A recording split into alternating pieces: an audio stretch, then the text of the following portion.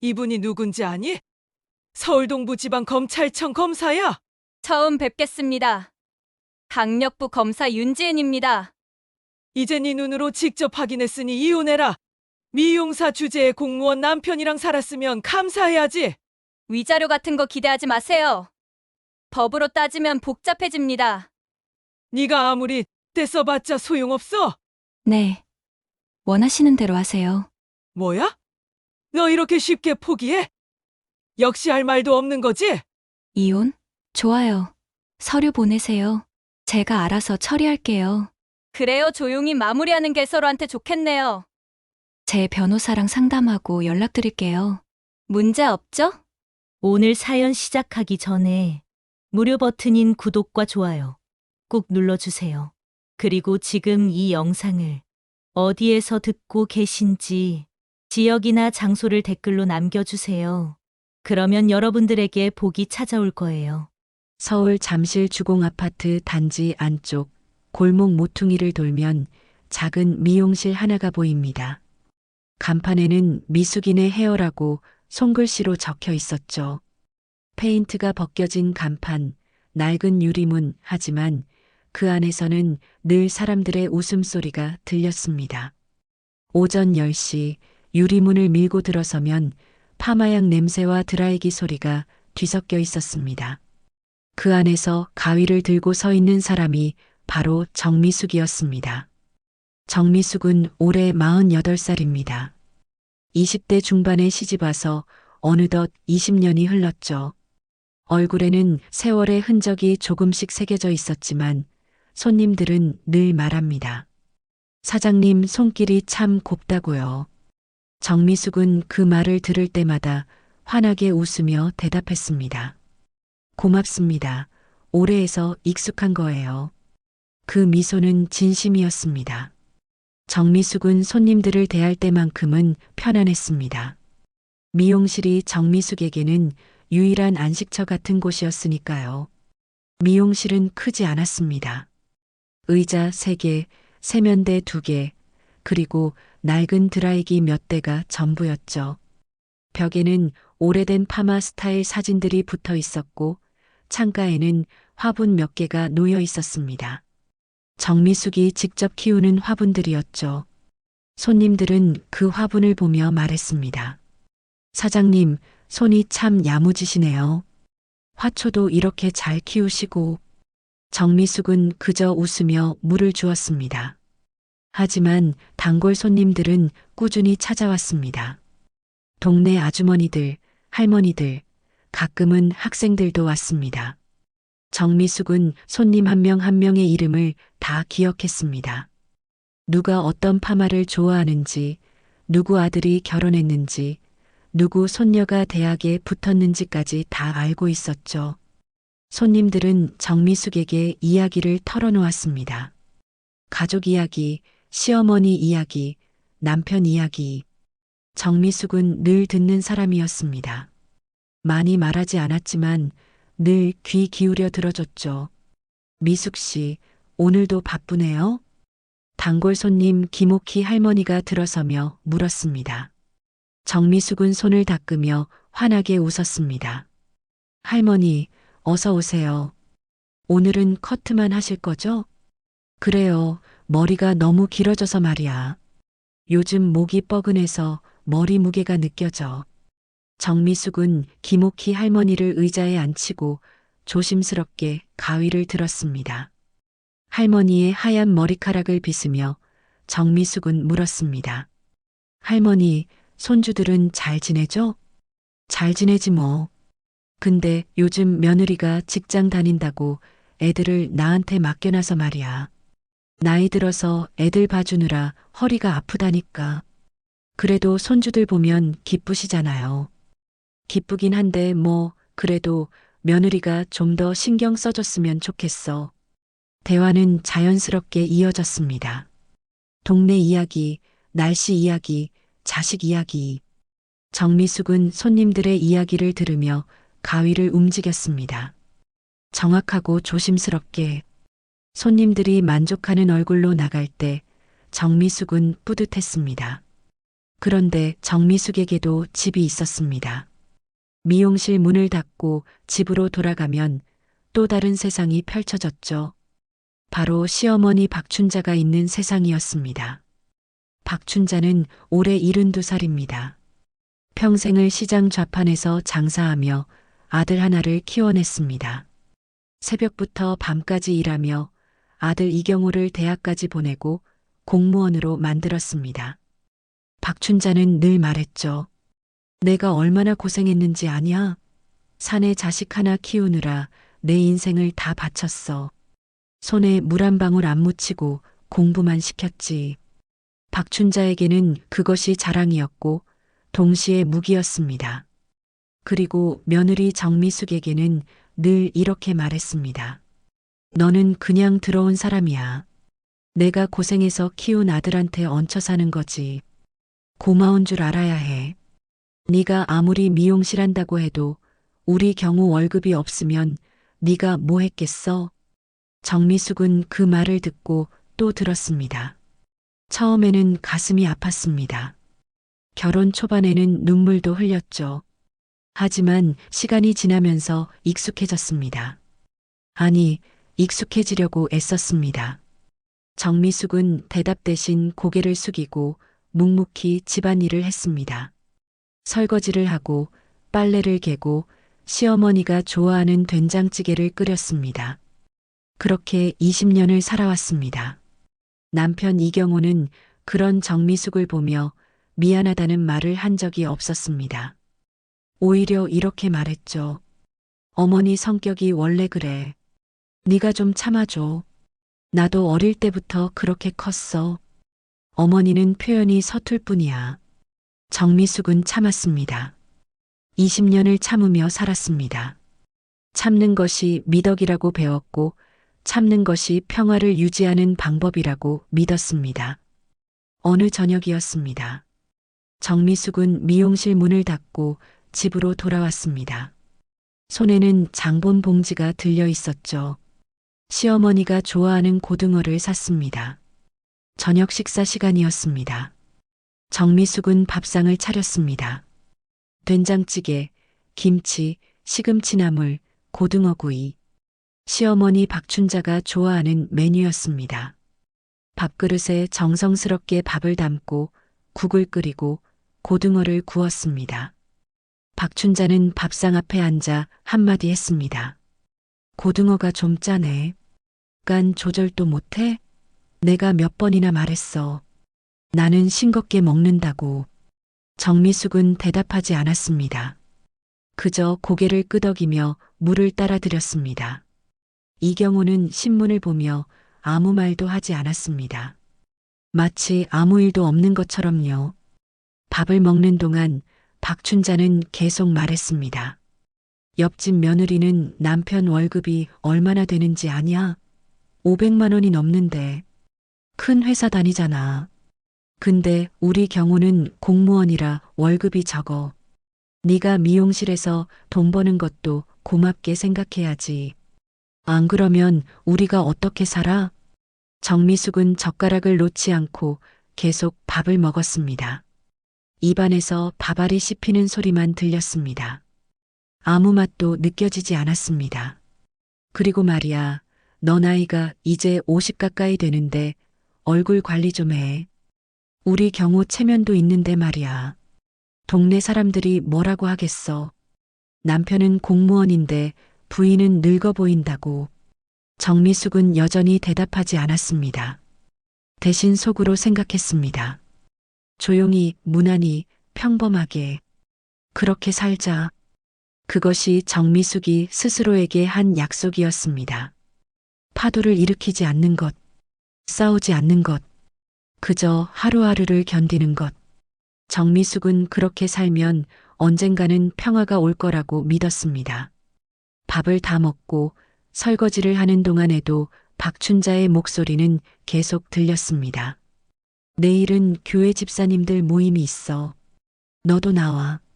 며느리가 얼굴도 안 비치면 사람들이 뭐라고 하겠어? 우리 집안 체면이 서야지. 정미숙은 설거지하는 손을 멈추지 않고 대답했습니다. 네, 어머니. 그날 밤 정미숙은 미용실 장부를 정리하며 조용히 앉아 있었습니다. 오늘 손님이 7명 왔고 수입은 15만 원 정도였습니다. 많지 않았지만 꾸준했습니다. 정미숙은 그 돈으로 생활비를 보태고 시어머니 용돈도 드렸습니다. 그러면 박춘자는 말했죠. 이게 얼마나 된다고. 쥐꼬리만 한 돈 주면서. 정미숙은 장부를 덮으며 창밖을 바라봤습니다. 잠실 아파트 단지의 불빛들이 반짝이고 있었습니다. 저 불빛 하나하나 안에 사람들이 살고 있겠죠. 저 사람들도 정미숙처럼 하루하루를 견디며 살고 있을까요? 정미숙은 생각했습니다. 나는 그저 평범하게 살고 싶을 뿐이야. 큰 욕심 없어. 그냥 조용히 무난하게. 하지만 정미숙은 아직 몰랐습니다. 평온했던 일상에 작은 균열이 생기기 시작했다는 것을요. 그 균열은 곧 커다란 파도가 되어 정미숙의 삶을 뒤흔들 것입니다. 20년 동안 쌓아온 평온함이 무너지는 순간이 다가오고 있었습니다. 변화는 아주 작은 것에서 시작되었습니다. 어느 날 저녁 정미숙이 설거지를 하고 있을 때였습니다. 거실에서 남편 이경호의 전화 받는 소리가 들렸죠. 처음에는 평범한 통화인 줄 알았습니다. 하지만 이경호의 목소리 톤이 뭔가 달랐습니다. 평소보다 조금 낮고 조심스러웠죠. 그래. 이번 일은 당신 말대로 처리할게. 검사님 믿어요. 정미숙의 손이 잠시 멈췄습니다. 검사님? 이경호는 구청 공무원이었습니다. 민원 업무를 담당하고 있었죠. 검사와 무슨 일이 있을까요? 정미숙은 고개를 갸우뚱했지만 곧 다시 설거지를 시작했습니다. 아마 업무상 일이겠지. 정미숙은 그렇게 생각하며 넘겼습니다. 하지만 그 이후로 이경호의 행동이 조금씩 달라지기 시작했습니다. 처음에는 눈치채지 못했습니다. 너무 미세한 변화였으니까요. 하지만 시간이 지나면서 정미숙도 느낄 수 있었습니다. 뭔가 이상하다고요. 어느 토요일 오후였습니다. 이경호가 옷장 앞에서 새 셔츠를 꺼내 입고 있었습니다. 정미숙은 빨래를 개다가 그 모습을 봤습니다. 그 셔츠 새로 산 거예요? 이경호는 잠깐 망설이다가 대답했습니다. 아, 이거 직장 동료가 선물로 준 거야. 생일 지났다고. 생일은 2달 전인데요. 늦게 준 거지 뭐. 이경호는 서둘러 셔츠를 입고 나갔습니다. 정미숙은 옷장을 열어봤습니다. 낯선 넥타이 2개가 걸려 있었습니다.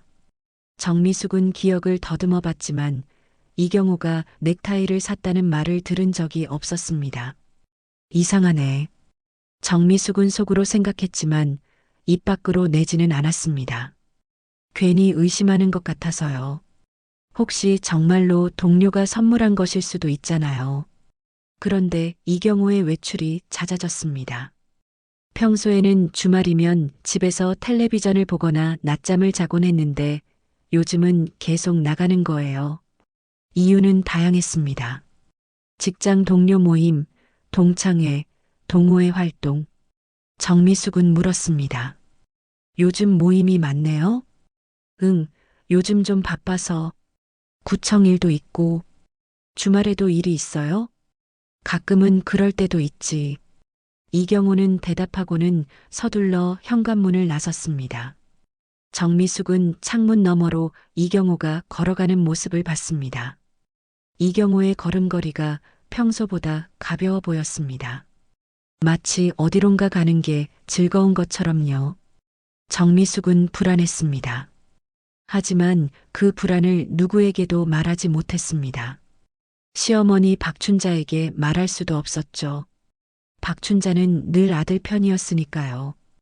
오히려 정미숙에게 네가 남편 잘 못 챙겨서 그런 거 아니냐고 말할 게 뻔했습니다. 어느 날 밤이었습니다. 이경호가 씻으러 욕실에 들어갔습니다. 휴대폰을 침대 위에 놓고 갔죠.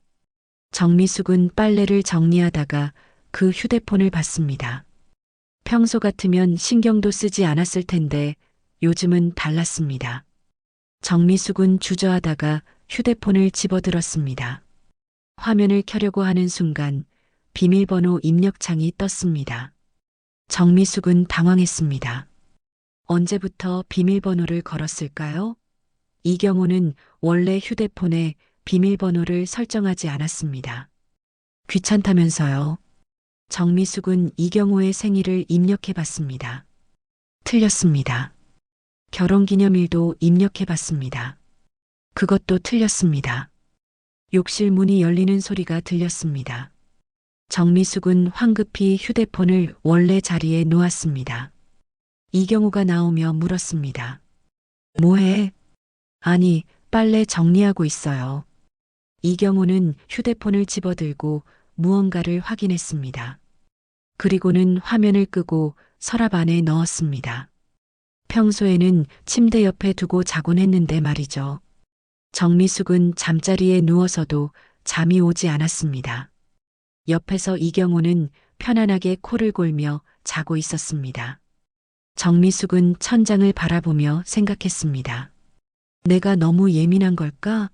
아니면 정말 뭔가 있는 걸까? 며칠 후였습니다. 정미숙이 미용실에서 일하고 있을 때 동네 아주머니 한 분이 들어왔습니다. 잠실 아파트 같은 동에 사는 분이었죠. 사장님, 저번 주말에 사장님 남편 봤어요. 강남 쪽에서요. 정미숙은 손을 멈췄습니다. 강남요? 남편이 강남에 무슨 일이 있었나? 네, 카페 앞에서 봤는데 여자분이랑 같이 있더라고요. 혹시 친척분인가요? 정미숙의 가슴이 철렁 내려앉았습니다. 하지만 겉으로는 태연한 척했습니다. 아, 네. 아마 동생일 거예요. 아, 그렇구나. 제가 본 여자분은 좀 나이 있어 보이던데 세련되게 생기셨더라고요. 정미숙은 억지로 웃으며 대답했습니다. 그래요? 잘 모르겠네요. 손님이 나가고 정미숙은 의자에 앉아 한참을 멍하니 있었습니다. 강남의 카페, 여자. 이경호에게는 여동생이 없었습니다. 그럼 누구였을까요? 그날 밤 정미숙은 일부러 늦게까지 미용실에 남아 있었습니다. 정리할 것도 없었지만 집에 가기가 싫었습니다. 이경호를 마주하는 게 두려웠습니다. 무슨 말을 해야 할지 몰랐으니까요. 10시가 넘어서 집에 도착했습니다. 이경호는 거실 소파에 앉아 텔레비전을 보고 있었습니다. 박춘자는 이미 방에 들어간 뒤였죠. 정미숙은 조용히 현관에서 신발을 벗었습니다. 그때 이경호의 휴대폰이 울렸습니다. 이경호는 전화를 받으며 베란다로 나갔습니다. 목소리를 낮추려는 것 같았지만 베란다 문이 완전히 닫히지 않아서 정미숙에게도 들렸습니다. 응, 알았어. 그래, 우리 검사 누님이 이혼만 시키라잖아. 재산 분할은 내가 막아준대. 그 순간 정미숙의 몸이 얼어붙었습니다. 이혼, 재산 분할, 검사 누님. 정미숙의 머릿속이 하얗게 변했습니다. 무슨 말인지 이해가 되지 않았습니다. 아니, 이해하고 싶지 않았습니다. 하지만 말의 의미는 명확했습니다. 이경호가 누군가와 이혼 이야기를 하고 있다는 것. 그리고 그 상대는 검사라는 것. 정미숙은 부엌벽에 등을 기댔습니다. 다리에 힘이 풀려서 주저앉을 것 같았습니다. 가슴이 답답하고 숨쉬기가 힘들었습니다. 이경호가 베란다에서 들어왔습니다. 정미숙과 눈이 마주쳤습니다. 이경호는 잠깐 당황한 표정을 지었지만 곧 태연한 척했습니다. 언제 왔어? 오늘 늦네. 정미숙은 대답하지 못했습니다. 목구멍에서 말이 나오지 않았습니다. 이경호는 그런 정미숙을 스쳐 지나가며 방으로 들어갔습니다.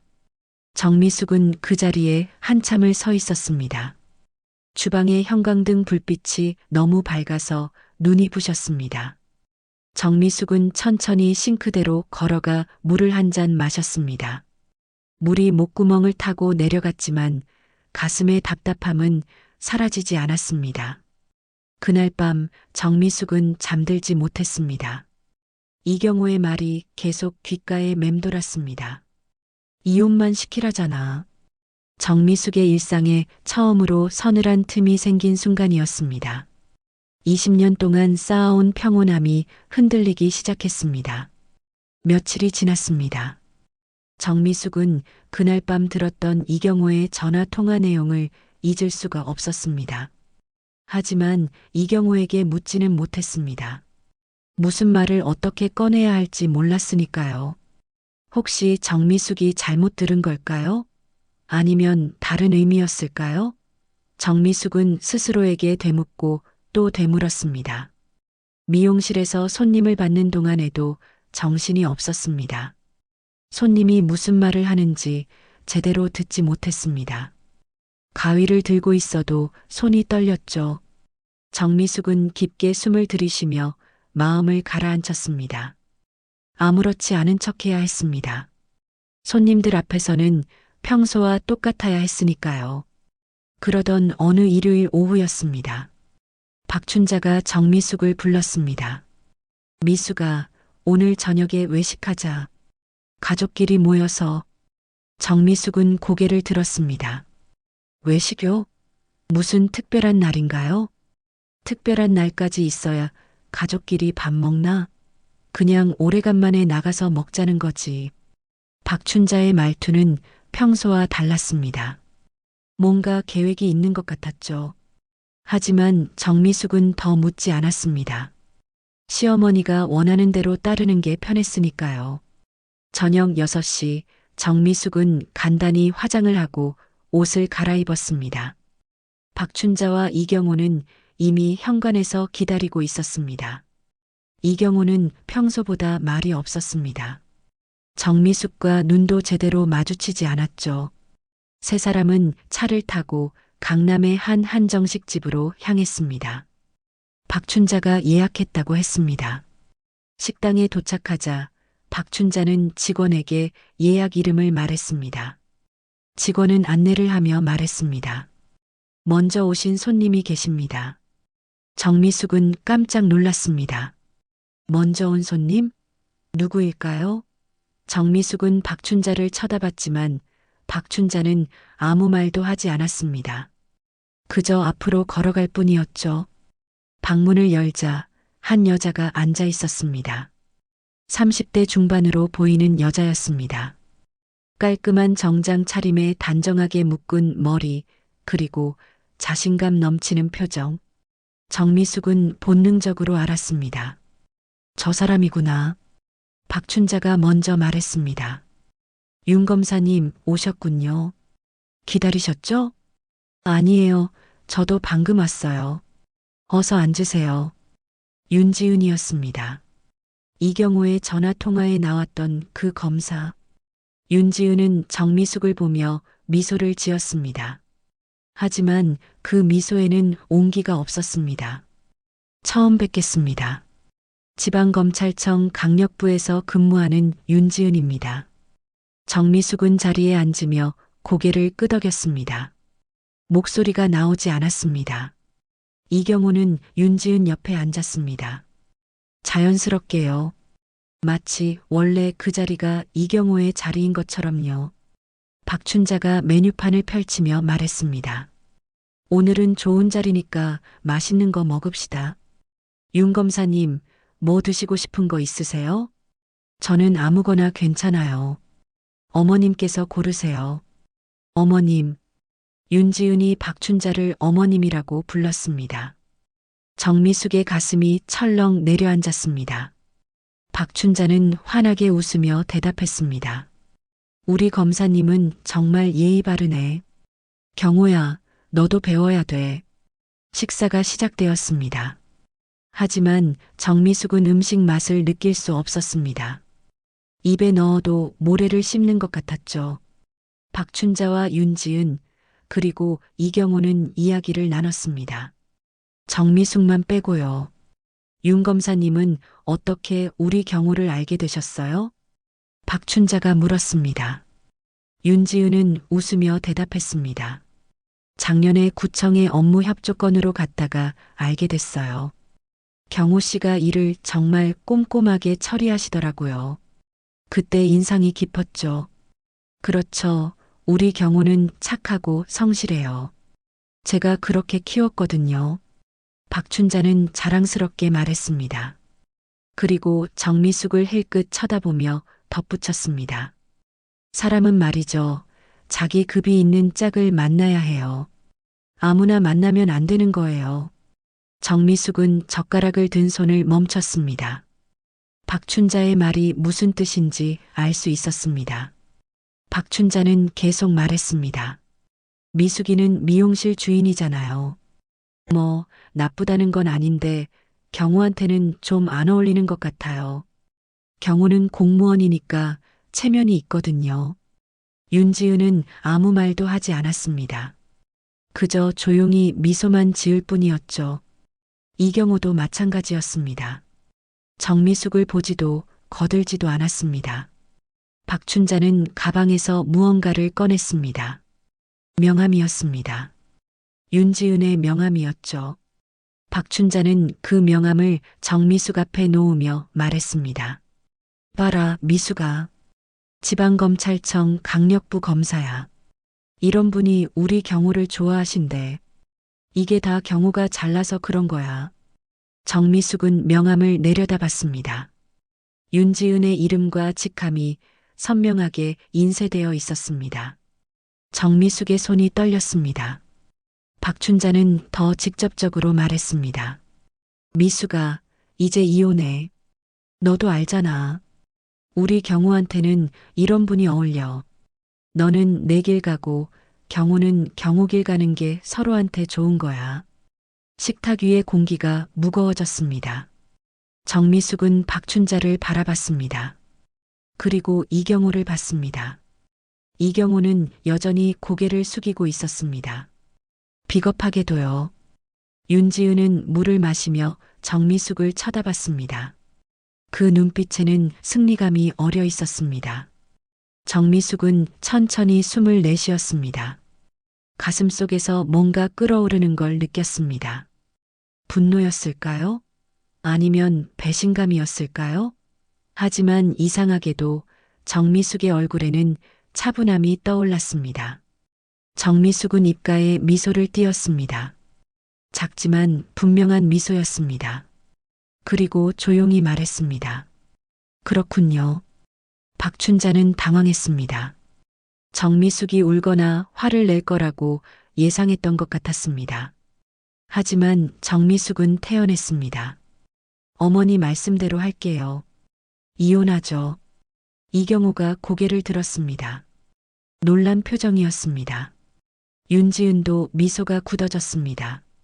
정미숙의 반응이 예상과 달랐던 거죠. 정미숙은 명함을 집어들었습니다. 그리고 천천히 말했습니다. 서류 준비하시면 보내주세요. 제가 알아서 처리할게요. 박춘자는 어리둥절한 표이었습니다. 뭐야, 너 이렇게 쉽게 포기해? 재산 분할 같은 거 생각 안 해? 정미숙은 고개를 저었습니다. 별로 생각 없어요. 그냥 정리하고 싶어요. 윤지은이 끼어들었습니다. 현명한 선택이세요. 법적으로 다투면 복잡해지거든요. 조용히 마무리하는 게 서로한테 좋죠. 정미숙은 윤지은을 바라봤습니다. 그리고 조용히 웃었습니다. 속으로는 무언가가 끓고 있었지만 겉으로는 차분했습니다. 정미숙은 자리에서 일어났습니다. 먼저 일어날게요. 식사 맛있게 하세요. 정미숙은 방을 나왔습니다. 복도를 걸으며 정미숙의 다리가 후들거렸습니다. 하지만 뒤돌아보지 않았습니다. 식당을 나와 정미숙은 밤거리를 걸었습니다. 강남의 화려한 불빛들이 눈부셨습니다. 정미숙은 생각했습니다. 20년 동안 참고 견딘 세월. 그 세월이 이렇게 끝나는구나. 하지만 이상하게도 정미숙은 분노보다 차분함을 느꼈습니다. 마치 오래 기다려온 순간이 드디어 온 것 같았습니다. 정미숙은 휴대폰을 꺼내 창고 열쇠를 확인했습니다. 오늘 밤 정미숙은 오래 숨겨둔 것들을 꺼낼 생각이었습니다. 20년 동안 아무에게도 말하지 않았던 비밀. 이제 그 비밀을 꺼낼 때가 된 것 같았습니다. 그날 밤 정미숙은 집으로 돌아오지 않았습니다. 미용실로 향했죠. 밤 11시가 넘은 시각이었습니다. 거리는 한산했고 미용실 주변은 어두웠습니다. 정미숙은 열쇠로 문을 열고 안으로 들어갔습니다. 불을 켜지 않았습니다. 그저 가만히 어둠 속에 앉아 있었습니다. 정미숙의 머릿속은 복잡했습니다. 오늘 저녁 식사 자리에서 벌어진 일들이 계속 떠올랐습니다. 시어머니의 말들, 윤지은의 표정, 그리고 이경호의 침묵. 20년을 함께 산 남편이 한마디 변명도 해명도 하지 않았습니다. 그저 고개를 숙이고 있었을 뿐이었죠. 정미숙은 창밖을 바라봤습니다. 잠실 아파트 단지의 불빛들이 하나씩 꺼져가고 있었습니다. 사람들은 모두 잠자리에 들 시간이었죠. 하지만 정미숙은 잠들 수가 없었습니다. 아니, 잠들고 싶지 않았습니다. 다음 날 아침이었습니다. 정미숙은 평소처럼 미용실 문을 열었습니다.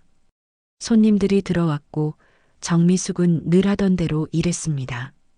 파마를 해주고 머리를 자르고 손님들과 이야기를 나눴습니다. 겉으로는 아무렇지 않은 척했습니다.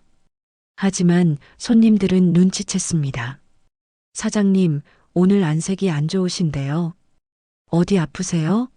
아니에요, 괜찮아요. 그냥 어젯밤에 잠을 좀 못 잤어요. 요즘 무슨 일 있으세요? 얼굴에 걱정이 가득하신데. 정미숙은 고개를 저었습니다. 별일 아니에요. 걱정하지 마세요. 하지만 정미숙의 마음속은 전혀 평온하지 않았습니다. 오늘 무슨 일이 벌어질지 알 수 없었습니다. 혹시 또 누가 찾아올까요? 오후 3시쯤이었습니다. 미용실 문이 열렸습니다.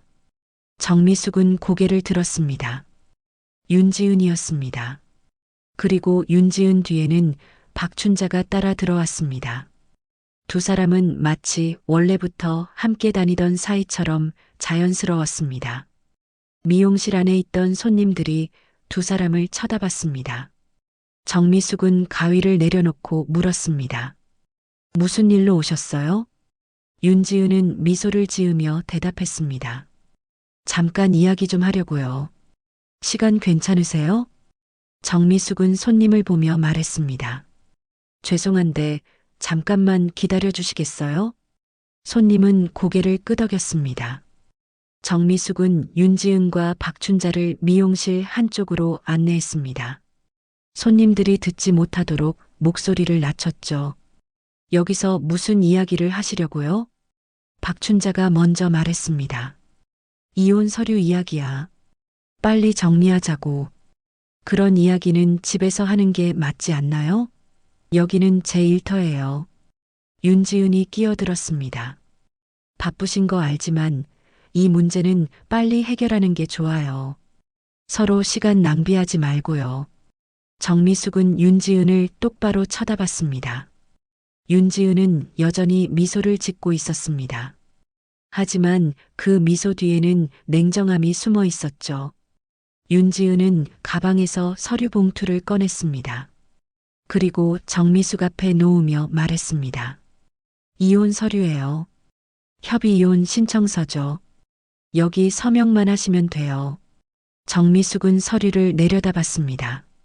하얀 종이 위에 이혼이라는 단어가 선명하게 적혀 있었습니다. 20년 결혼 생활이 이 종이 한 장으로 끝나는 거였습니다. 재산 분할은요? 정미숙이 물었습니다. 윤지은은 고개를 저으며 대답했습니다. 재산 분할은 없어요. 경호 씨 명의 재산도 거의 없고 미숙 씨도 미용실 하나 운영하시잖아요. 서로 번 돈은 서로 가지는 걸로 정리하면 깔끔해요. 위자료는요? 윤지은의 미소가 조금 굳어졌습니다. 위자료요? 그런 거 기대하지 마세요. 법적으로 따지면 복잡해져요. 그냥 조용히 헤어지는 게 서로한테 좋아요. 박춘자가 거들었습니다. 미수가 위자료는 무슨, 너 같은 미용사 주제에 무슨 위자료를 받아? 20년 동안 우리 경호 덕분에 먹고 산 거 아니야? 감사하게 생각해야지. 정미숙의 손이 잠시 멈췄습니다. 미용사 주제에. 그 말이 정미숙의 귓가에 울렸습니다. 박춘자는 계속 말했습니다. 너 아직도 네가 경호보다 나은 줄 아냐? 착각하지 마. 윤 검사님이 법으로 다 막아준다잖아. 네가 아무리 떼써봤자 소용없어. 윤지은은 아무 말도 하지 않았습니다. 박춘자의 말을 묵인하는 것처럼 보였죠. 정미숙은 두 사람을 번갈아 쳐다봤습니다. 박춘자의 오만한 표정, 윤지은의 냉정한 눈빛, 정미숙은 깊게 숨을 들이쉬었습니다. 그리고 조용히 말했습니다. 그러세요. 박춘자가 놀란 듯 물었습니다. 뭐라고? 그러시라고요. 서류 여기 두고 가세요. 제가 확인하고 서명할게요. 윤지은은 당황한 기색이 역력했습니다. 정미숙이 이렇게 순순히 받아들일 거라고는 예상하지 못한 것 같았죠. 정말로 서명하실 거예요? 네, 할게요. 다만 제 변호사랑 상담하고 나서요. 문제 없죠? 윤지은의 표정이 굳어졌습니다. 변호사요? 변호사가 왜 필요해요? 협의 이혼인데 제 권리를 확인하고 싶어서요. 법을 잘 모르니까요. 검사님은 법 전문가시지만 저는 아니잖아요. 정미숙의 목소리는 차분했습니다. 하지만 그 안에는 단호함이 담겨 있었습니다. 박춘자가 비웃으며 말했습니다. 변호사 비용도 만만치 않을 텐데 그럴 돈이나 있어? 정미숙은 대답하지 않았습니다. 그저 서류 봉투를 집어들었습니다. 오늘은 손님이 있어서 바쁘니까 가보세요. 확인하고 연락드릴게요. 윤지은과 박춘자는 어쩔 수 없이 미용실을 나갔습니다. 문이 닫히는 소리가 들렸습니다. 정미숙은 서류 봉투를 카운터 위에 놓고 다시 손님에게로 돌아갔습니다. 죄송해요. 기다리게 해서요. 괜찮아요, 사장님. 그런데 저분들은 누구예요? 아, 아는 사람들이에요. 정미숙은 더 이상 설명하지 않았습니다. 손님도 더 묻지 않았습니다. 정미숙은 다시 가위를 들고 손님의 머리를 손질했습니다. 하지만 정미숙의 손은 계속 떨렸습니다. 저녁이 되었습니다. 미용실 문을 닫고 정미숙은 카운터 위에 서류 봉투를 집어들었습니다. 오래 들여다봤습니다. 20년 결혼 생활의 끝이었습니다. 정미숙은 서류를 다시 봉투에 넣고 가방에 넣었습니다. 그리고 미용실 뒤편에 있는 작은 창고로 향했습니다. 창고 문을 열고 안으로 들어갔습니다. 먼지 냄새가 났습니다. 오래된 박스들이 쌓여 있었죠. 정미숙은 박스들을 하나씩 옮겼습니다. 맨 뒤에 있는 낡은 금고가 보였습니다. 정미숙은 금고 비밀번호를 입력했습니다. 철컥 금고 문이 열렸습니다. 안에는 두꺼운 서류철들이 들어 있었습니다. 정미숙은 그 서류철들을 꺼냈습니다. 오래된 종이들이었지만 잘 보관되어 있었습니다. 정미숙은 서류를 한 장 한 장 넘겨봤습니다. 부동산 등기부등본이었습니다. 강남 일대의 땅 수십 필지, 정미숙의 아버지 이름으로 되어 있던 것들이 20년 전에 정미숙 이름으로 상속되었습니다. 하지만 정미숙은 그 사실을 아무에게도 말하지 않았습니다. 이경호에게도 박춘자에게도요. 정미숙은 서류를 보며 조용히 웃었습니다. 20년 동안 숨겨온 비밀이었습니다. 이제 그 비밀을 꺼낼 때가 온 것 같았습니다. 정미숙은 휴대폰을 꺼내 전화를 걸었습니다. 오래전에 알았던 변호사의 번호였습니다. 여보세요, 김 변호사님? 저 정미숙입니다. 오랜만이죠. 상담 좀 받고 싶은데요. 이혼 건이에요. 그날 밤 정미숙은 오래 잠들지 못했습니다. 하지만 불안하지는 않았습니다. 오히려 마음이 차분했습니다. 이제 정리할 시간이 온 거였습니다. 사흘 후 정미숙은 서초동에 있는 법률사무소를 찾았습니다. 김태원 변호사는 정미숙의 아버지 때부터 알고 지내던 사람이었습니다. 20년 만의 만남이었죠. 김태원은 백발이 많이 늘어 있었지만 여전히 날카로운 눈빛을 가지고 있었습니다. 미숙 씨, 정말 오랜만이네요.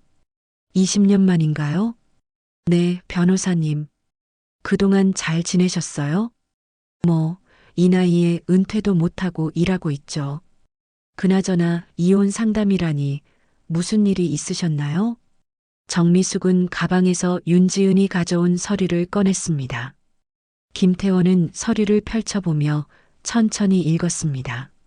표정이 점점 굳어졌죠. 이건 말도 안 되는 내용인데요. 재산 분할도 없고 위자료도 없고 협의 이혼이라고는 하지만 완전히 일방적인 조건입니다. 상대 측에 검사가 있어요. 김태원은 고개를 끄덕였습니다. 아, 그래서 이렇게 나온 거군요. 법을 이용해서 겁을 주려는 거죠. 하지만 미숙 씨, 걱정하지 마세요. 법은 공정합니다. 검사든 누구든 부당한 건 부당한 거예요. 정미숙은 가방에서 또 다른 서류 묶음을 꺼냈습니다. 두꺼운 서류철이었습니다. 김태원은 그 서류철을 받아들었습니다. 표지를 넘기는 순간 김태원의 눈이 커졌습니다. 이건 제 재산 목록이에요. 변호사님이 아버지 돌아가실 때 정리해 주셨던 거죠. 김태원은 서류를 한 장 한 장 넘겼습니다. 부동산 등기부등본들이었습니다. 강남 일대의 땅들, 개포동, 대치동, 삼성동, 수십 필지에 달하는 토지들이었죠. 20년 전에는 그저 논밭이었던 땅들이었습니다. 하지만 지금은 달랐습니다. 미숙 씨, 이 땅들이 지금, 네, 아파트와 오피스텔, 상가 건물이 되었어요. 재건축이 완료됐죠. 김태원은 서류를 다시 확인했습니다. 그리고 계산기를 두드렸습니다. 숫자들이 빠르게 나열되었죠. 김태원의 손이 멈췄습니다. 미숙 씨, 이 자산 가치가 대략 3천억 원 정도 됩니다. 정미숙은 조용히 고개를 끄덕였습니다. 김태원은 믿을 수 없다는 표정으로 정미숙을 바라봤습니다. 그런데 왜 20년 동안 이 사실을 숨기셨어요? 남편한테도 말하지 않으셨다고요? 정미숙은 창밖을 바라보며 대답했습니다. 말하고 싶지 않았어요. 아니, 말하면 안 된다고 생각했죠. 왜요? 정미숙은 잠시 침묵했습니다. 오래된 기억이 떠올랐습니다. 20년 전 아버지가 돌아가신 직후였습니다. 정미숙은 막 결혼한 상태였죠. 아버지는 유언을 남겼습니다.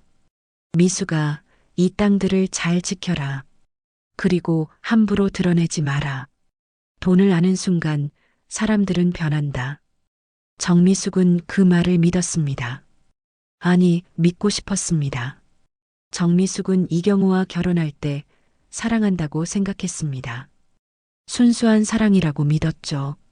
하지만 아버지의 유언이 계속 머릿속을 맴돌았습니다. 만약 이경우가 정미숙의 재산을 알게 되면 어떻게 될까요? 사랑이 변할까요? 정미숙은 실험하고 싶었습니다. 아니, 확인하고 싶었습니다. 돈이 없는 정미숙을 이경우가 사랑하는지, 가난한 미용실 주인으로 살아도 함께할 수 있는지, 저는 알고 싶었어요. 사람의 본성을요. 정미숙은 조용히 말했습니다. 돈을 드러내면 사람의 본성이 드러나죠. 시어머니도, 남편도, 심지어 친구들도요. 저는 그게 궁금했어요. 정말로 저를 사랑하는 건지 아니면 제 돈을 사랑하는 건지 김태원은 아무 말도 하지 못했습니다. 정미숙은 계속 말했습니다. 그래서 숨겼어요. 미용실을 운영하면서 평범하게 살았죠. 시어머니한테 구박받고 남편한테 무시당하면서도 참았어요. 언젠가는 진심을 알 수 있을 거라고 생각했으니까요. 그런데 네, 결과는 이거예요. 검사랑 바람 피우고 저한테 이혼하래요. 재산도 없고 위자료도 안 준대요. 20년 동안 함께 산 사람한테요. 김태원은 한숨을 쉬었습니다. 미숙 씨, 마음 많이 아프시겠어요. 정미숙은 고개를 저었습니다. 아프지 않아요. 오히려 시원해요. 이제 확실히 알았으니까요. 남편도 시어머니도 저를 사랑한 적이 없었다는 걸요. 김태원은 서류철을 덮으며 물었습니다. 그럼 이제 어떻게 하실 건가요? 정미숙은 가방에서 다른 서류들을 꺼냈습니다. 통장 사본들, 임대 계약서들, 법인 등록증들. 모두 정미숙 명의였습니다. 김태원은 서류들을 받아보며 고개를 끄덕였습니다. 이 서류들이면 충분합니다. 재산분할 청구를 막을 수 있어요. 모두 혼인 전 취득 재산이니까요. 법적으로 남편이 손댈 수 있는 건 하나도 없습니다. 좋아요. 그럼 이혼 소송 준비해 주세요. 소송까지 가시겠어요? 협의 이혼으로 마무리하는 게 더 빠를 텐데요. 정미숙은 고개를 저었습니다. 협의 이혼은 안 돼요. 저는 위자료를 받을 거예요. 남편의 불륜에 대한 정당한 보상이죠. 김태원은 미소를 지었습니다. 알겠습니다. 그럼 증거 자료가 필요한데요. 정미숙은 휴대폰을 꺼냈습니다. 그리고 파일 하나를 열었습니다. 녹음 파일이었습니다. 이경호와 윤지은의 통화 내용, 박춘자의 폭언들. 정미숙은 모든 걸 녹음해뒀습니다. 이 정도면 충분할까요? 김태원은 고개를 끄덕였습니다. 충분합니다. 아니, 충분한 정도가 아니라 완벽합니다. 미숙 씨, 준비를 정말 철저히 하셨네요. 20년 동안 참았어요. 준비할 시간은 충분했죠. 정미숙은 자리에서 일어났습니다. 김태원도 따라 일어났습니다. 변호사님, 한 가지만 말씀드릴게요. 네, 말씀하세요. 저는 싸우려는 게 아니에요. 그저 정리하러 가는 거예요. 김태원은 정미숙을 바라봤습니다. 정미숙의 눈빛은 차분했지만 그 안에는 단호함이 담겨 있었습니다. 20년 동안 쌓아온 무언가가 이제 폭발하려는 것 같았습니다. 알겠습니다. 제가 최선을 다하겠습니다. 정미숙은 법률사무소를 나왔습니다. 서초동 거리는 붐볐습니다. 사람들이 바쁘게 오가고 있었죠. 정미숙은 그 사람들 사이를 걸으며 생각했습니다. 이제 시작이다. 20년 동안 숨겨온 비밀이 드러날 것이다. 시어머니도 남편도 그리고 윤지은도 모두 놀랄 것이다. 정미숙은 휴대폰을 꺼내 메시지를 보냈습니다. 이경호에게였습니다. 내용은 간단했습니다. 이혼 소송 준비했어요. 법원에서 만나요. 메시지를 보내고 정미숙은 휴대폰을 가방에 넣었습니다. 그리고 조용히 미소 지었습니다. 평온했던 일상은 끝났습니다. 이제 정미숙의 진짜 모습이 드러날 차례였습니다. 이혼 조정 첫날이었습니다. 서울가정법원 조정실. 정미숙은 김태원 변호사와 함께 조정실 앞에 서 있었습니다. 심호흡을 했습니다.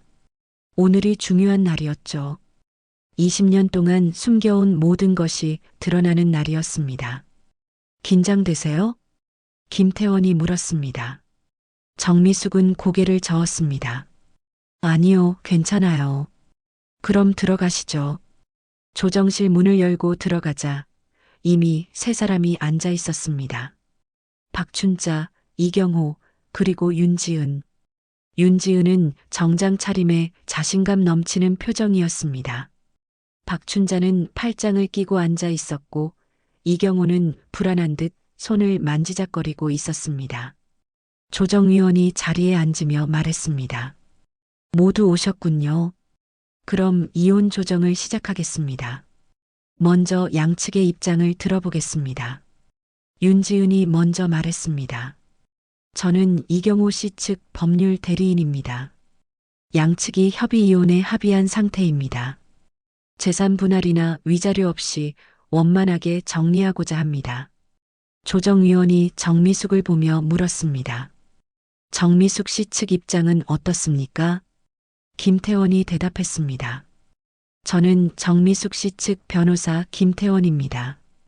협의 이혼은 동의하지 않습니다. 배우자의 불륜으로 인한 이혼이므로 위자료 청구를 할 것입니다. 윤지은의 표정이 굳어졌습니다. 박춘자가 끼어들었습니다. 불륜이라니요? 무슨 근거로 그런 말을 해요? 김태원은 서류 가방에서 파일을 꺼냈습니다. 증거 자료가 있습니다. 이경호 씨와 제3자의 통화 녹취록, 목격자 진술서 등입니다. 윤지은이 빠르게 말했습니다. 그건 불법 녹음일 수 있습니다. 법적 효력이 없어요. 김태원은 침착하게 대답했습니다. 배우자 간의 대화는 일방 녹음도 증거로 인정됩니다. 판례가 있습니다. 조정실의 분위기가 무거워졌습니다. 윤지은은 당황한 기색을 감추려 애쓰고 있었습니다. 박춘자는 이경호를 째려봤습니다. 이경호는 고개를 숙인 채 아무 말도 하지 못했습니다. 조정위원이 말했습니다. 그럼 재산 분할 문제를 논의하겠습니다. 양측의 재산 목록을 제출해 주시기 바랍니다. 윤지은이 서류를 내밀었습니다. 이경호 씨 명의 재산은 잠실 아파트 지분 2분의 1 그리고 예금 3천만 원 정도입니다. 아파트는 시어머니와 공동 명의입니다. 조정위원이 고개를 끄덕이고 정미숙을 보았습니다. 정미숙 씨 측 재산은요? 정미숙은 가방에서 두꺼운 서류 뭉치를 꺼냈습니다. 그리고 천천히 탁자 위에 내려놓았습니다. 쿵! 무거운 소리가 울렸습니다. 박춘자와 윤지은 그리고 이경호가 일제히 서류를 쳐다봤습니다. 정미숙은 서류 뭉치를 펼쳤습니다. 첫 장에는 부동산 등기부등본이 있었습니다.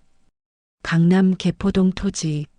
정미숙은 한 장씩 넘겼습니다. 대치동 토지, 삼성동 토지, 역삼동 토지.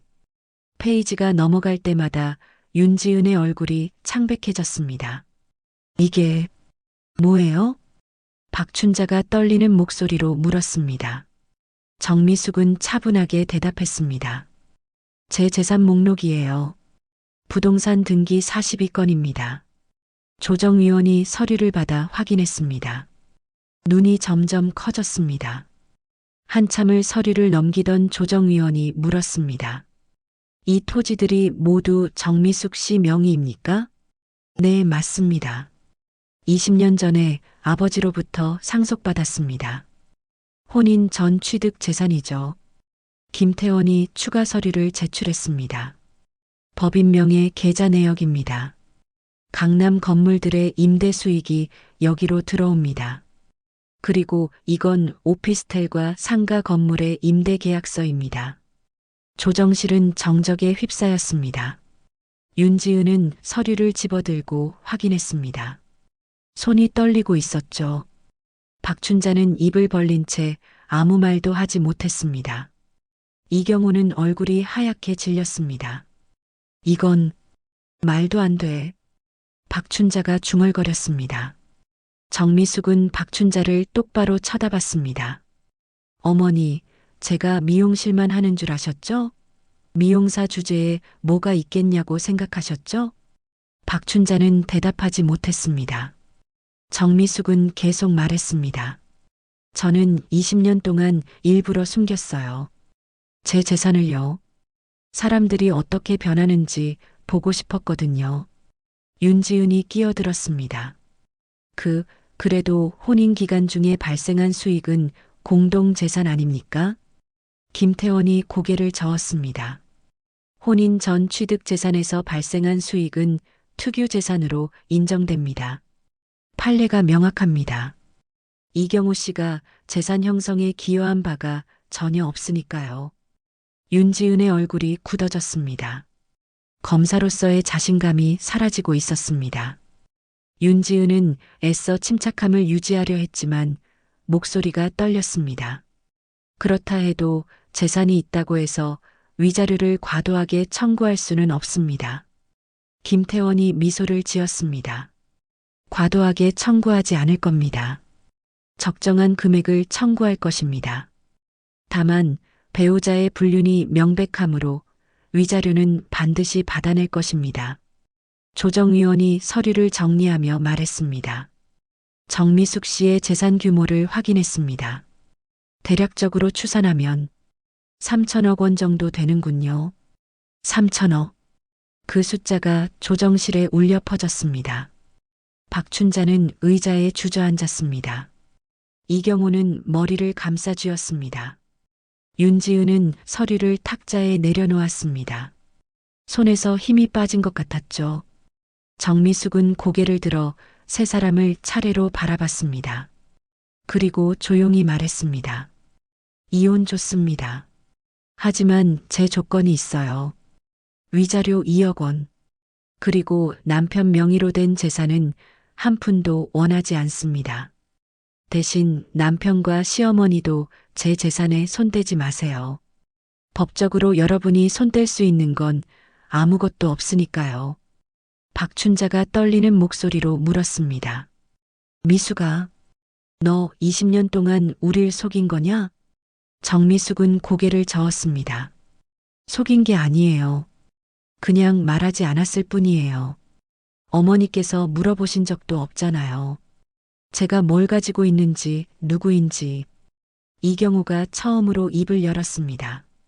미숙아, 나도 몰랐어. 정말 몰랐다고. 정미숙은 이경호를 차갑게 쳐다봤습니다. 알았으면 뭐가 달라졌을까요?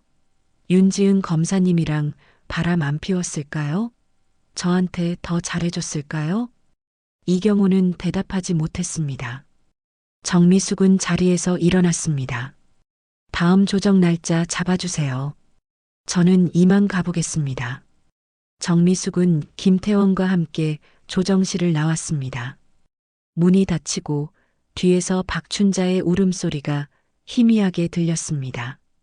정미숙은 뒤돌아보지 않았습니다. 복도를 걸으며 정미숙은 깊게 숨을 들이쉬었습니다. 수고하셨어요, 미숙 씨. 김태원이 말했습니다. 정미숙은 고개를 끄덕였습니다. 이제 시작이에요. 변호사님. 법원을 나서자 햇살이 눈부셨습니다. 정미숙은 하늘을 올려다봤습니다. 맑은 하늘이었습니다. 구름 한 점 없이 깨끗했죠. 정미숙은 처음으로 마음이 가벼워지는 걸 느꼈습니다. 20년 동안 짊어지고 있던 짐을 내려놓은 것 같았습니다. 일주일 후 두 번째 조정 날이었습니다. 하지만 이번에는 조정이 아닌 정식 재판으로 전환되었습니다. 윤지은 측에서 조정 결렬을 통보했기 때문이었죠. 아마도 마지막 반격을 준비한 것 같았습니다. 법정안은 긴장감으로 가득했습니다. 정미숙은 김태원 변호사 옆에 앉아 있었습니다.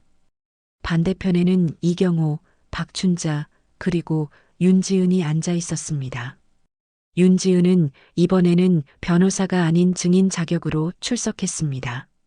이경호 측 변호사는 다른 사람으로 바뀌어 있었죠.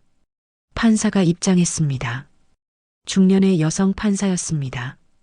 엄격해 보이는 인상이었죠. 판사는 서류를 정리하며 말했습니다. 이혼 청구 소송을 시작하겠습니다. 원고 측부터 주장을 펼치십시오. 김태원이 자리에서 일어났습니다. 원고 정미숙은 피고 이경호의 불륜으로 인한 혼인관계 파탄을 이유로 이혼을 청구합니다. 동시에 위자료 2억 원을 청구합니다. 이경호 측 변호사가 반박했습니다. 불륜의 증거가 불충분합니다. 단순한 오해일 수 있습니다. 김태원은 미소를 지으며 서류를 제출했습니다. 증거 자료를 제출합니다.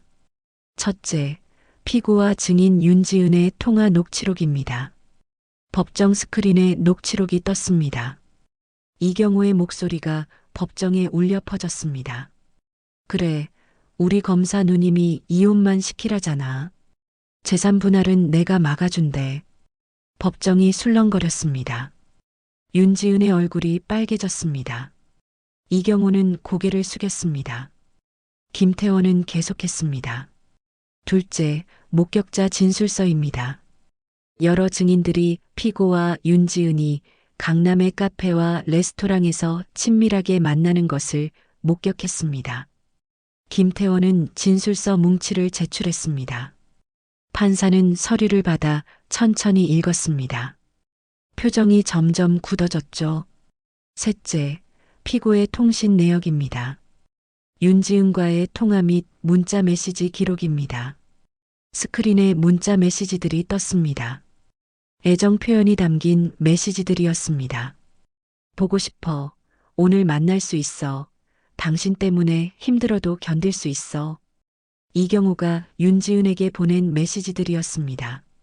박춘자가 의자에서 몸을 움츠렸습니다. 윤지은은 입술을 깨물고 있었습니다. 법정의 공기가 무거워졌습니다. 판사가 윤지은을 쳐다보며 물었습니다. 증인 윤지은, 이 내용이 사실입니까? 윤지은은 잠시 망설였습니다. 검사로서의 자존심이 무너지는 순간이었습니다. 하지만 법정에서 거짓말을 할 수는 없었죠. 사실입니다. 법정이 다시 한번 술렁거렸습니다. 판사는 고개를 끄덕이며 기록을 작성했습니다. 이경호 측 변호사가 변론을 시도했습니다. 하지만 재판장님, 원고 측도 문제가 있습니다. 20년 동안 배우자에게 재산을 숨긴 것은 신의 성실의 원칙에 위배됩니다. 김태원이 즉시 반박했습니다. 혼인 전 취득 재산을 배우자에게 고지할 법적 의무는 없습니다. 오히려 피고 측이 원고의 재산을 알았다면 어떻게 행동했을까요? 더 심한 재산 탈취를 시도했을 가능성이 큽니다. 김태원은 추가 증거를 제출했습니다. 넷째, 피고 모친 박춘자의 폭언 녹음입니다. 스크린에 새로운 녹음 파일이 재생되었습니다. 박춘자의 목소리가 법정에 울렸습니다. 너 같은 미용사 주제에 무슨 위자료를 받아? 우리 경호 덕분에 먹고 산 거 아니야? 너는 그냥 들어온 사람이야. 고마운 줄 알아야 해. 윤 검사님이 법으로 다 막아준다잖아. 네가 아무리 떼써봤자 소용없어. 박춘자의 얼굴이 새하얗게 변했습니다. 법정 안의 방청객들이 속삭이기 시작했습니다. 판사는 박춘자를 날카롭게 쳐다봤습니다. 김태원은 마지막 증거를 꺼냈습니다. 다섯째, 윤지은 증인이 원고에게 한 발언 녹음입니다. 윤지은의 목소리가 재생되었습니다. 위자료? 그런 거 기대하지 마세요. 법적으로 따지면 복잡해져요. 이혼은 서로 좋은 방향으로 정리하죠. 조용히 마무리하는 게 서로한테 좋아요. 윤지은은 의자를 움켜잡았습니다. 검사로서 법을 악용하려 했던 증거였습니다. 판사의 표정이 더욱 굳어졌습니다. 판사가 윤지은에게 물었습니다. 증인은 검사입니다. 법을 집행하는 위치에 있는 사람이 불륜 상대방의 배우자를 협박하다시피 한 것입니까? 윤지은은 대답하지 못했습니다. 목소리가 나오지 않았습니다. 평소의 당당함은 어디론가 사라졌습니다. 판사는 서류를 내려놓으며 말했습니다. 충분한 증거입니다. 피고의 불륜은 명백하며 혼인관계 파탄의 책임은 전적으로 피고에게 있습니다. 위자료 청구 가능성을 충분히 인정합니다. 이경호가 고개를 들었습니다. 눈에는 눈물이 고여 있었습니다. 이경호는 정미숙을 바라보며 떨리는 목소리로 말했습니다. 미수가, 그게 아니고, 나도 몰랐어. 네가 그렇게 힘들어했는지. 정미숙은 이경호를 차갑게 쳐다봤습니다. 20년 동안 함께 산 남편이었습니다. 하지만 지금은 낯선 사람 같았습니다. 정미숙은 조용히 말했습니다. 몰랐다고요? 정말 몰랐어요? 어머니가 저한테 뭐라고 했는지, 제가 얼마나 참았는지 한 번이라도 생각해 본 적 있어요? 이경호는 대답하지 못했습니다. 정미숙은 계속 말했습니다. 저는 20년 동안 기다렸어요. 한 번이라도 제 편이 되어주기를, 한 번이라도 저를 보호해주기를. 하지만 당신은 한 번도 그러지 않았죠. 이경호의 눈물이 떨어졌습니다. 하지만 정미숙의 표정은 변하지 않았습니다. 정미숙은 처음으로 미소를 지었습니다. 차갑지만 평온한 미소였습니다. 맞아요. 아무도 몰랐으니까. 제가 누구인지, 무엇을 가졌는지, 얼마나 아팠는지. 판사가 망치를 두드렸습니다. 이혼은 인정합니다. 위자료 및 재산 분할에 대해서는 다음 기일에 최종 결정하겠습니다. 오늘 재판은 여기까지입니다. 법정이 끝났습니다. 사람들이 자리에서 일어났습니다. 정미숙은 가방을 들고 일어났습니다. 뒤돌아보니 박춘자가 의자에 주저앉아 울고 있었습니다. 이경호는 박춘자를 부축하고 있었죠. 윤지은은 서둘러 법정을 빠져나갔습니다. 고개를 숙인 채였습니다. 정미숙은 김태원과 함께 법정을 나왔습니다. 복도를 걸으며 김태원이 말했습니다. 완벽한 승리였습니다. 미숙 씨. 정미숙은 고개를 저었습니다. 승리가 아니에요. 그냥 끝난 거예요. 하지만 위자료는 받을 수 있을 겁니다. 돈이 중요한 게 아니었어요. 진실이 중요했죠. 정미숙은 법원 밖으로 나왔습니다. 해가 지고 있었습니다. 노을이 아름다웠습니다. 정미숙은 하늘을 올려다보며 생각했습니다. 이제 정말 끝이다. 20년의 세월이 마무리되는 순간이다. 정미숙의 가슴 속에서 무언가가 풀어지는 걸 느꼈습니다. 오래 묶여있던 매듭이 풀리는 것 같았습니다. 이제 정미숙은 자유로웠습니다. 한 달 후 모든 것이 정리되었습니다. 이혼은 조용히 마무리되었습니다. 위자료 1억 5천만 원으로 합의가 되었죠. 정미숙이 처음 요구한 금액보다는 적었지만 정미숙은 받아들였습니다. 돈이 목적이 아니었으니까요. 판결이 나온 후 여러 가지 일들이 벌어졌습니다. 먼저 윤지은에게 변화가 찾아왔습니다. 법정에서의 일이 검찰청 내부에 알려진 것이었죠. 윤지은이 불륜 관계에 있으면서 법을 이용해 상대 배우자를 압박하려 했다는 사실. 검찰 감찰부에서 조사가 시작되었습니다. 정미숙은 신문 기사를 통해 그 소식을 들었습니다.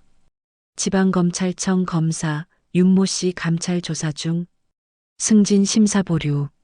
정미숙은 신문을 접으며 아무런 감정도 느끼지 않았습니다. 복수가 아니었습니다. 그저 당연한 결과였을 뿐이었죠. 박춘자는 더 큰 충격을 받았습니다. 교회 사람들이 모두 알게 된 것이었죠. 며느리가 3천억 재벌이었다는 것, 아들이 불륜을 저질렀다는 것, 시어머니가 며느리를 구박했다는 것. 소문은 빠르게 퍼졌습니다. 교회 집사님 한 분이 박춘자에게 말했다고 합니다. 집사님, 그렇게 좋은 며느리를 왜 내쫓으셨어요? 3천억이면 우리 교회 건물도 지을 수 있었는데. 박춘자는 그 말을 듣고 아무 대답도 하지 못했다고 합니다. 결국 박춘자는 서울을 떠났습니다. 지방에 사는 친척 집으로 내려갔죠. 더 이상 서울에서 얼굴을 들고 다닐 수 없었던 것입니다. 이경호는 여전히 잠실 아파트에 혼자 살고 있었습니다. 구청에서 일은 계속하고 있었지만 동료들의 시선이 달라졌다고 합니다. 3천억 부인을 차버린 사람. 그런 소문이 돌았으니까요.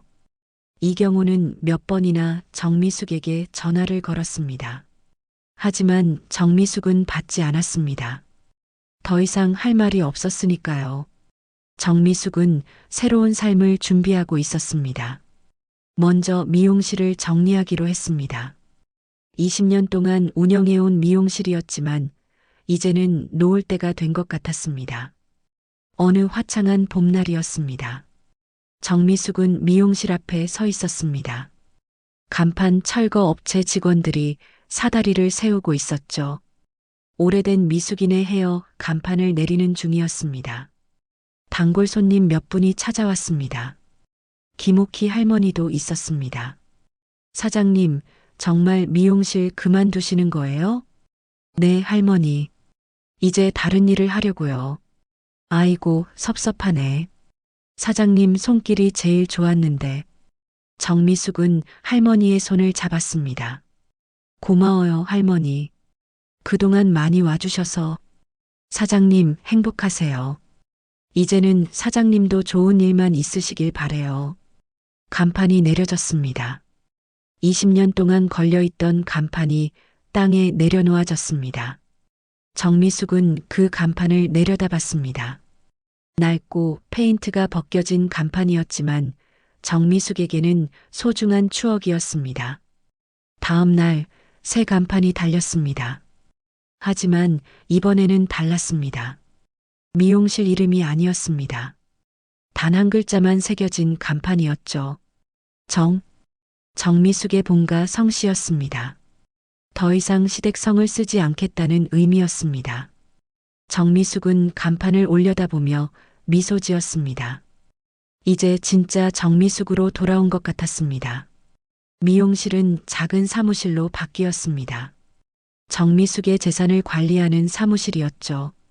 정미숙은 이제 본격적으로 재산 관리에 나섰습니다. 20년 동안 방치했던 일이었습니다. 김태원 변호사가 방문했습니다. 미숙 씨, 앞으로 계획이 어떻게 되세요? 천천히 생각해 볼 거예요. 급할 건 없으니까요. 좋은 투자처가 있으면 알려드릴게요. 고마워요, 변호사님. 그런데 저는 돈을 더 벌고 싶은 건 아니에요. 그럼 뭘 하고 싶으세요? 정미숙은 잠시 생각했습니다. 무엇을 하고 싶을까요? 20년 동안 억눌려 살았습니다. 하고 싶은 것도 가고 싶은 곳도 많았지만 참았습니다. 이제는 달랐습니다. 이제는 자유로웠습니다. 여행을 가고 싶어요. 세계 여러 나라를요. 좋은 생각이에요. 그리고 기부도 하고 싶어요.